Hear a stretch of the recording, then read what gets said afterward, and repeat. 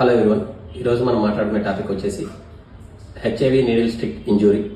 అంటే హెచ్ఐవి పేషెంట్కి ఇంజెక్ట్ చేసినటువంటి needle health care workers or health care ప్రొఫెషనల్స్కి కుచ్చుకున్నప్పుడు, అంటే యాక్సిడెంటల్ నీడిల్ ఇంజురీ అయినప్పుడు దాన్ని మనం ఎలా ట్రీట్మెంట్ చేయాలి అండ్ హెచ్ఐవి బారిన పడకుండా ఎలా ప్రివెంట్ చేయాలి అనే టాపిక్ గురించి మనం మాట్లాడుకుంటున్నాం. హెచ్ఐవి నీడిల్ ఇంజురీ మనకు జరిగినప్పుడు కంగారు పడకుండా ఆ ఇంజురీ సైట్ని మనం 10 to 15 minutes సోప్ వాటర్ పెట్టి కానీ లేకపోతే యాంటీసెప్టిక్ లోషన్ పెట్టి కానీ క్లీన్ చేసి అండ్ ఆ ఇంజురీ నుంచి స్క్వీజ్ చేయొద్దు బ్లడ్ని. అలానే జస్ట్ నార్మల్గా వాష్ చేసి మనం హెల్త్ కేర్ ప్రొఫెషనల్స్కి అండ్ హైయర్ అథారిటీస్కి ఇన్ఫార్మ్ చేయాలి. దీనికి మనం ప్రొఫైలాక్సిస్ థెరపీ అంటే పోస్ట్ ఎక్స్పోజర్ ప్రొఫైలాక్సిస్ థెరపీ అని ఉంటుంది.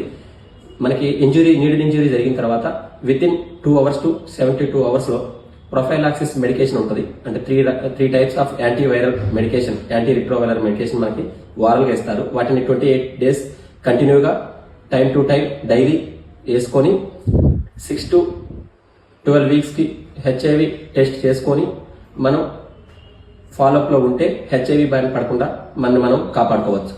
Thank you.